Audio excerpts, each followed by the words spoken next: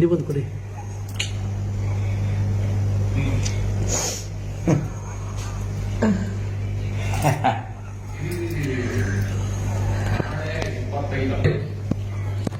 ಮಿಕ್ಸಿಗೆ ಅಭಿಮಾನಿಗಳೇ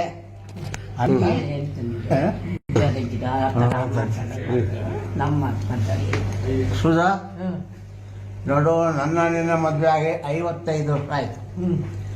ಇದ್ರಿಗೂ ಭಗವಂತ ನಮಗೆ ಕೊಡಬಾರ್ದು ಕಷ್ಟ ಎಲ್ಲ ಕೊಟ್ಟಿದ್ದಾರೆ. ಅದೇ ಥರ ಜನಗಳಿಗೆ ಎಷ್ಟೋ ಪ್ರೀತಿಯನ್ನು ನಮಗೆ ಕೊಟ್ಟ. ನಾವು ಸುಖ ಕೊಟ್ಟಾಗ ಮರಿಬಾರ್ದು, ದುಃಖ ಕೊಟ್ಟಾಗ ದೇವರ ತೆಗಳಬಾರ್ದು. ಆದ್ದರಿಂದ ಇದು ಮನುಷ್ಯರ ರೋಗ ಬರ್ತದೆ, ಮರಕ್ಕೆ ರೋಗ ಬರ್ತದೆ. ಈ ಥರ ಕಾಯಿಲೆ ಎಷ್ಟೋ ಬಂದೊಟ್ಟೋಗಿದೆ. ಅವಾಗ ತಡೆಯುವ ಶಕ್ತಿ ಇತ್ತು. ಸುಮ್ಮನೆ ಅವಾಗ ಎಂಥ ಇದರಲ್ಲಿ ಸರಿಯುವಂಥ ಕಷ್ಟ ಶಕ್ತಿ ಕೊಟ್ಟಿದ್ದ.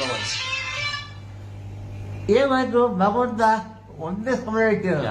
ಯಾಕಂದರೆ ಬೇರೆಯವ್ರ ಕಡೆಯವರು ಗಮನ ಕೊಡ್ಬೇಕು.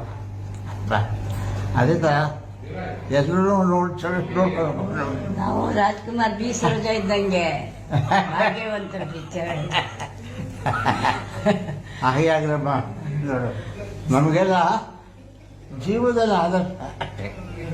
ರಾಜ್ಕುಮಾರ್ ಅವರು, ಭಾರತಮ್ಮನವರು, ಹೀಗೆ ಅನೇಕ ಹಿರಿಯ ಸಾಹಿತಿಗಳು ಮತ್ತು ಕಲಾವಿದರು, ಬಂಧು ಬಾಂಧವರು ಎಲ್ಲ ಅವೆಲ್ಲ ಉದಾಹರಣೆ. ಯಾಕಂದರೆ ಅವರೆಲ್ಲರೂ ಹಾಗೆ ಕೊಟ್ಟ ಪಾಠದಲ್ಲೇ ನಾವು ಮುಂದುವರಿತಿದ್ದೀವಿ ಅಲ್ವಾ.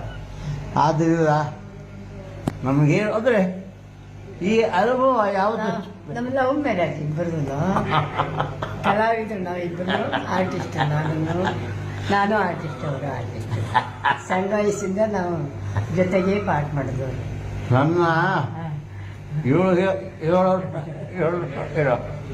ನನಗೂ 7-8 ವರ್ಷ ಅಷ್ಟೇ.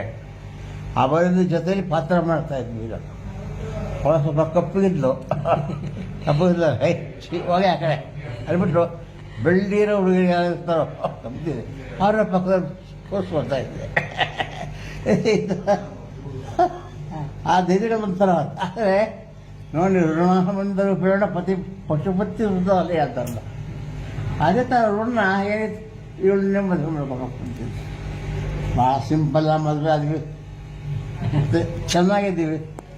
ನಿಮ್ಮೆಲ್ಲರ ಬೆಂಬಲ ಆಶೀರ್ವಾದ ಇರಲಿ. ಜೈ ಕರ್ನಾಟಕ. ಮತ್ತೆ